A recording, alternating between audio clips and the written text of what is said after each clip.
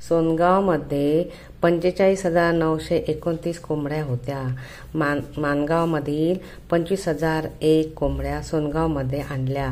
तर सोनगावमध्ये एकूण कोंबड्या किती झाल्या? ज्यावेळी एकूण काढायचं असतं त्यावेळी बेरीज करायची असते. एकूण किती हे विचारलेलं आहे. मग सोनगावमधील कोंबड्या किती आहेत?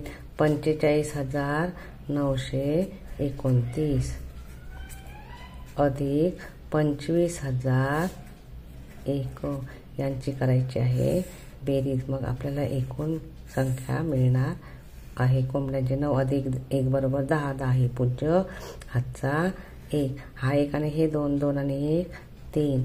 9 अधिक 0 बरोबर 9. 5 आणि 5 10. 10 हे पूज्य हातचा 1. 1 आणि 4 5. 5 आणि 2 7. 70,930. 70,930 हे त्याचं उत्तर. पर्याय क्रमांक 2 हे त्याचं उत्तर. 6 अंकी मोठ्यात मोठी संख्या व 6 अंकी लहानात लहान संख्या यांची बेरीज किती? आता 6 अंकी मोठ्यात मोठी संख्या 9,99,999 अधिक लहानात लहान संख्या 1,00,000. आता यांची बेरीज करूया. 9 अधिक 0 बरोबर 9. 9 अधिक 0 बरोबर 9. 9 अधिक 0 बरोबर 9. 9 अधिक 0 बरोबर 9. 9 अधिक 0 बरोबर 9 आणि 9 आणि 1 10. पर्याय क्रमांक 1 हे त्याचं उत्तर. 450 अधिक 5,500 अधिक 1,00,000 बरोबर किती? 450 म्हणजे 375 अधिक 5,500 5,500 अधिक 1,00,000. आता यांची बेरीज करूया. 5चे 5. 0 अधिक 7 बरोबर 7. 5 3 8. 5चे 5. 0चा 0. 1चा 1. 1,00,000 1,05,875. 1,05,875 हे त्याचं उत्तर. 451 दशक अधिक 359 शतक अधिक 101,000 बरोबर किती? आता आपण मांडूया. 451 दशक. 451 आणि दशकाचा 1 0 हे शतक आहे. म्हणजे शतकावर 0 2 असतात. 359 आणि 1,000 1,000 आहेत. 101 हजारावर 0 3. आता यांची करायची बेरीज.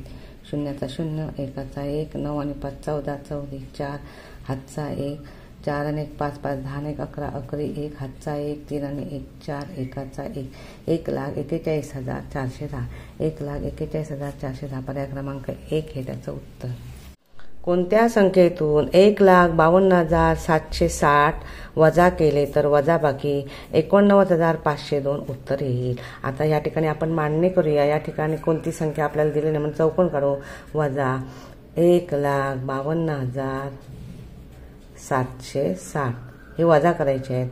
मग उत्तर येणार 89,502.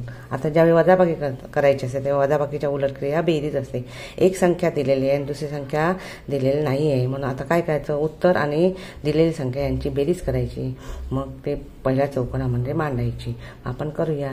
1,52,760 अधिक 89,502. 0 अधिक 2 बरोबर 2. 6चे 6. 7 आणि 5 12. 12 2 हातचा 1. 9 आणि 1 10 आणि 2 12. 12 2 हातचा 1. 5 आणि 1 6. 6 आणि 8 14. 14 4 हातचा 1. 1 आणि 1 2.